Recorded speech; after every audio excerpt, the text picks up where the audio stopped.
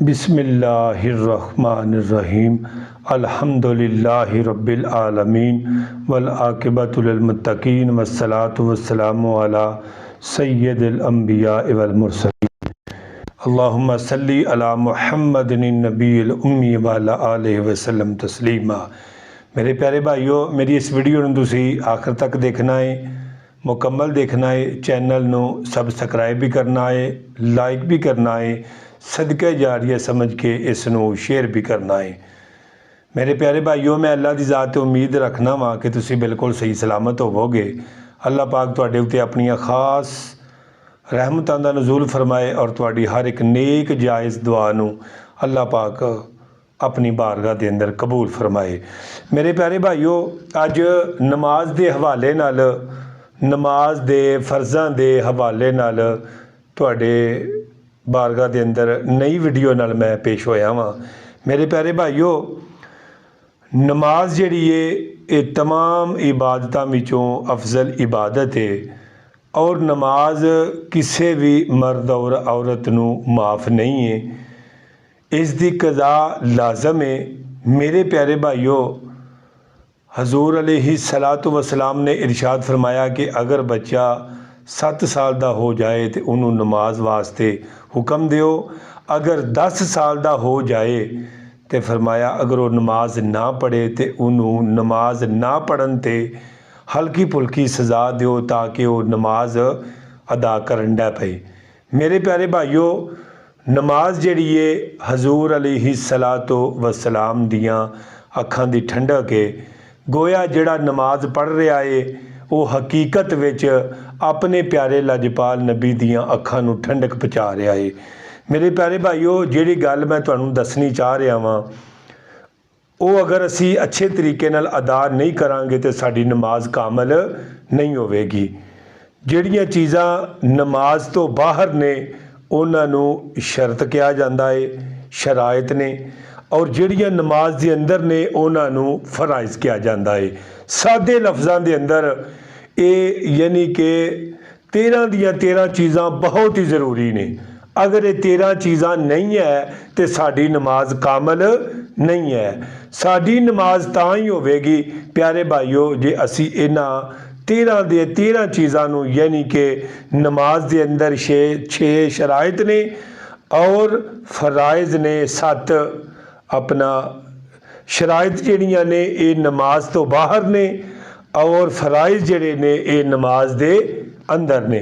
मेरे प्यारे भाईओ, सब तो पहले शराइत नंबर 1 तहारत दा होना, पाकीज़गी दा होना, यानी कि सादे लफ्ज़ां दे अंदर यानी कि तुहाडा जगह भी पाक होवे, तुहाडा जिस्म भी पाक होवे, तुहाडे कपड़े भी पाक होण।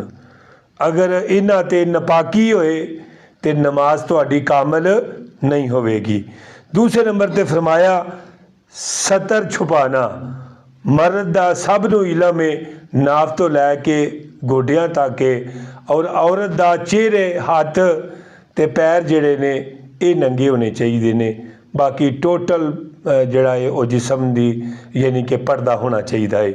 मेरे प्यारे भाईओ, दुपट्टा अगर औरत इतना बरीक लैंदी है तो उसके सर दे वाल जिहड़े नज़र आउंदे ने, फरमाया उसकी नमाज नहीं होवेगी। मेरे प्यारे भाईओ, तीसरे नंबर ते फरमाया किबला दी तरफ रुख होना। कम से कम तुहाडा जिहड़ा है पूरा चेहरा, पूरे हत्थ पैर मुकम्मल वो किबला दी तरफ होने चाहिए ने।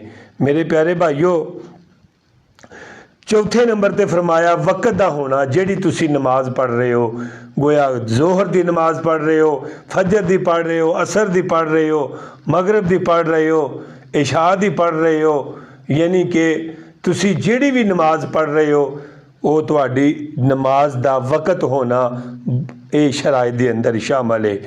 और 5वें नंबर ते फरमाया कि यानी नीयत होना, नीयत करना, यानी कि नीयत है दिल दे पुख्ते इरादे दा ना। अगर कोई ज़बान नाल नहीं कहंदा तो वाजिब नहीं है, अपना फ़र्ज नहीं है। अगर ज़बान ना दोहरा लवे तो बेहतर है, अफजल है, याद दहानी वास्ते, यादगिरी वास्ते, ठीक है, मुनहमिक होने वास्ते ये ज़रूरी है। और 6वें नंबर ते वे तकबीर तहरीमा, तकबीर तहरीमा कहा जाता है कि सब तो पहली तकबीर जो नीयत की जाती है तो वह यानी कि नीयत की जाती है अल्लाहु अकबर। ये 6 शराइत ने दोस्तों जड़ियाँ नमाज तो बाहर ने। हुण 7 फराइज जड़े ने तवज्जो दे नाल इस बात नूं समात फरमाना। मेरे प्यारे भाईओ, तकबीर तहरीमा कहना नंबर 1। तकबीर तहरीमा एक ऐसी चीज़ है कि जिहड़ी शराइत दे अंदर भी है और फराइज दे अंदर भी है, और जिहड़ा बंदा इस जबान दे नाल इहनूं नहीं दोहराएगा ओदी नमाज कामल नहीं होएगी, ओदी नमाज होएगी नहीं।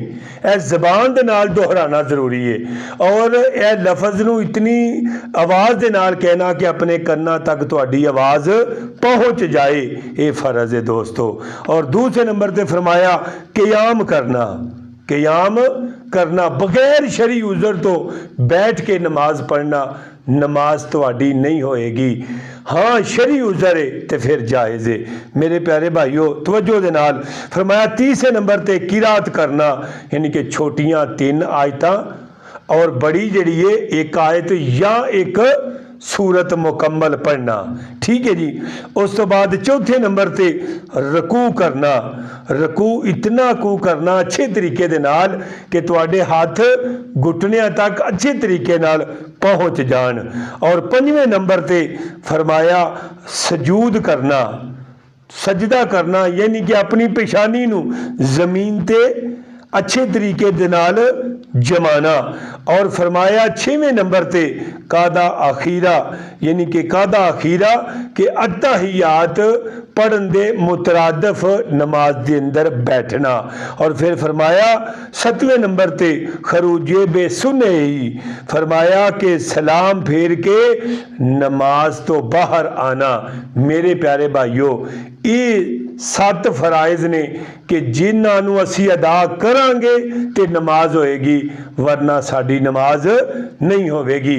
मेरे प्यारे भाईओ पहले जड़ियाँ 6 दसियां ने वो शराइतां ने और बाद विच जड़ियाँ 7 दसियां ने ये फराइज ने।